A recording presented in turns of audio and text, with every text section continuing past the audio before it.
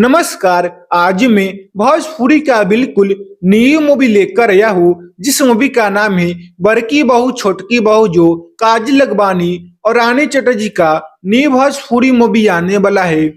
आप लोग की न देखी सिनेमा घर में, तो आप लोग इस वीडियो में बन रहे और आप लोग को भी दिखाऊंगा। तो इससे पहले बता दूं कि इस मूवी का राइटर कौन है, इस मूवी का डायरेक्टर कौन है।